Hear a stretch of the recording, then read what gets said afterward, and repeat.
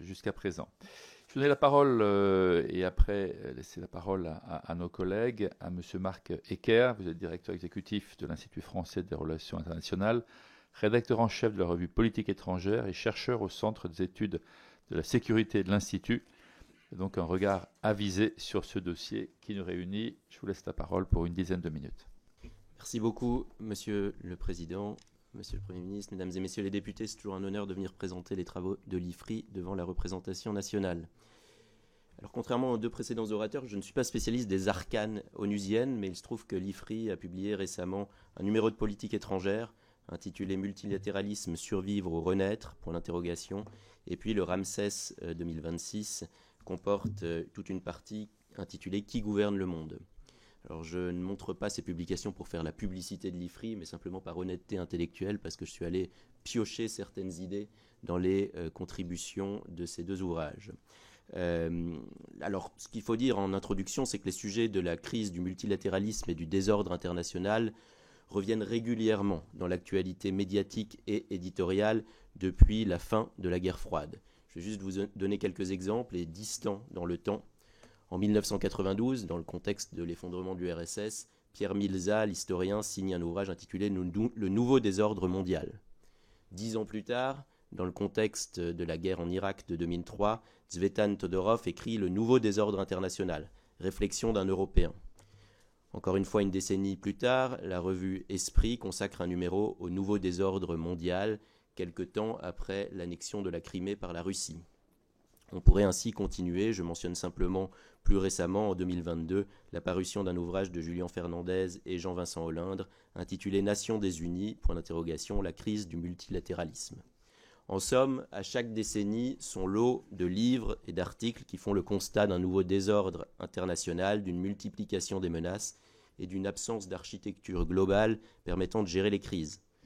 Pour le dire de manière plus triviale, on a beaucoup crié au loup, et il pourrait être tentant aujourd'hui de relativiser la gravité de la situation.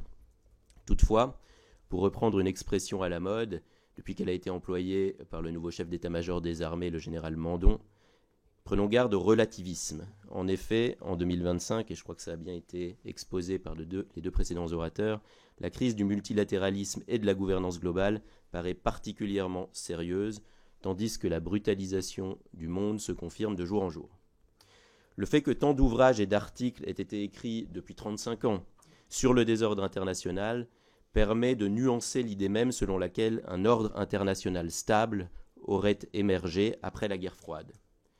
On peut néanmoins postuler qu'un tel ordre, entre guillemets, reposait sur 3 piliers, comme le rappelle Thierry de Montbrial dans le Ramsès 2026. Le premier pilier, c'est la supériorité militaire des États-Unis et la décision de maintenir puis d'élargir l'OTAN en dépit de la disparition de l'URSS. La supériorité militaire américaine est bien sûr toujours d'actualité, mais d'autres pays montent nettement en puissance. Une caractéristique majeure du premier quart du XXIe siècle est une forme de course aux armements. À cet égard, le CIPRI, institut de référence sur cette thématique, relevait au printemps 2025 que les dépenses militaires mondiales avaient atteint 2700 milliards de dollars en 2024, soit une hausse de près de 10% par rapport à l'année précédente. Ces dépenses se situaient aux alentours de 1000 milliards il y a 25 ans et la barre des 2000 milliards a été franchie aux alentours de 2020. On voit donc que cette course aux armements tend à s'accélérer depuis quelques années. Une autre caractéristique, toujours dans ce premier pilier, est un foisonnement d'innovations technologiques nourries en particulier par les progrès en matière de robotique et d'intelligence artificielle. Ces évolutions technologiques, jusqu'alors très peu régulées au niveau international, et que l'on voit à l'œuvre sur les champs de bataille en Ukraine et à Gaza, laissent entrevoir des perspectives effrayantes en cas de conflit ouvert entre grandes puissances. Le deuxième pilier de cet ordre mondial relatif est le caractère structurant de la dissuasion nucléaire, avec pour corollaire la volonté de limiter les risques à la fois de confrontation nucléaire et de prolifération. De ce point de vue, l'affaiblissement des mécanismes de maîtrise des armements ne manque pas d'inquiéter. Fin du traité sur les forces nucléaires à portée intermédiaire, révocation par la Russie de sa ratification du traité d'interdiction des essais nucléaires, incertitude sur l'avenir du traité New Start, etc. En parallèle, la Chine poursuit sa montée en puissance. Elle serait passée de la possession de 250 armes nucléaires en 2021 à 600 aujourd'hui. Quant à l'Iran, le sort de ses plus de 400 kg d'uranium enrichi est toujours inconnu, près de 4 mois après les frappes américaines sur ses installations nucléaires. Enfin, troisième pilier de l'ordre mondial post-guerre froide, c'est l'absence de compétiteurs stratégiques majeurs pour les États-Unis qui a conduit nombre d'analystes à parler dans les années 90 de monde unipolaire. Au fur et à mesure de l'émergence progressive d'autres puissances, on a parlé de monde multipolaire, et puis la Chine a elle-même émergé, est devenue une seconde superpuissance, et on a parlé de plus en plus de monde bipolaire. Dans ce contexte, il s'agit notamment pour les puissances moyennes de déterminer des manières de ne pas avoir à s'aligner totalement sur l'une ou l'autre des superpuissances. On peut appeler ça le multi-alignement ou le pluri-alignement en Inde, l'équilibre stratégique en Égypte, qui a d'ailleurs rejoint les BRICS+, en 2024, ou encore le hedging en Asie du Sud-Est. Mais l'idée est toujours la même, c'est une forme de non-alignement. Notons qu'avec la montée en puissance de la Chine, beaucoup de pays se sont retrouvés à dépendre de plus en plus de Pékin pour leur prospérité, tandis qu'ils continuaient à dépendre de Washington pour leur sécurité. Cette situation de découplage se révèle de plus en plus périlleuse au fur et à mesure de la montée des tensions sino-américaines. On constate donc que les trois piliers sont érodés, mais quels sont les symptômes les plus tangibles de la crise de l'ordre international ? J'en mentionnerai très brièvement 4 pour rester dans le temps imparti. Le premier, qui est d'ailleurs tout à la fois une cause et un symptôme, est le retour de la compétition de puissance que l'on sent monter en réalité depuis une dizaine d'années et qui est devenu particulièrement tangible depuis la crise du Covid, puis l'invasion à grande échelle de l'Ukraine par la Russie. L'ordre libéral international est considéré par le Sud global, et cela a déjà été dit d'ailleurs par les deux précédents intervenants, et par les puissances dites révisionnistes, comme un ordre occidental déséquilibré et injuste. Le sommet de l'Organisation de coopération de Shanghai, à Tianjin, il y a un peu plus d'un mois, a constitué une démonstration d'unité et de force d'une partie de ce Sud global. Le deuxième symptôme est la contestation croissante de la démocratie libérale. Dans le monde unipolaire des années 1990, certains imaginaient la démocratie libérale se répandre sur tous les continents et pacifier en quelque sorte les relations internationales. Or, ce n'est pas ce qui s'est passé. La légitimité et l'efficacité du système démocratique sont non seulement contestées par des puissances non démocratiques, mais on constate de surcroît que la démocratie est aussi menacée de l'intérieur. La thématique de la crise de la démocratie est sans doute plus ancienne encore que celle de la crise du multilatéralisme. Toutefois, la situation est aujourd'hui particulièrement inquiétante et je pense qu'il n'est nul besoin de développer ce point dans cette enceinte, compte tenu de l'instabilité politique qui touche actuellement notre pays. Le troisième symptôme est la crise du droit international public. Certains États membres du Conseil de sécurité le violent ouvertement ou protègent des États qui en bafouent les principes. Enfin, le quatrième et dernier symptôme que j'identifierai aujourd'hui est la crise du système commercial international. Depuis plusieurs années, le blocage de l'organe d'appel du mécanisme de règlement des différends symbolisait la paralysie de l'OMC. Mais la politique des droits de douane mise en place par l'administration Trump est décrite par certains comme le clou final dans le cercueil de l'OMC. C'est une expression médiatique, je ne la reprends pas nécessairement à mon compte, mais il faut constater en tout cas que cette politique viole de manière flagrante notamment le principe de la clause de la nation la plus favorisée, énoncé à l'article 1 de l'accord général sur les tarifs douaniers et le commerce, le GATT.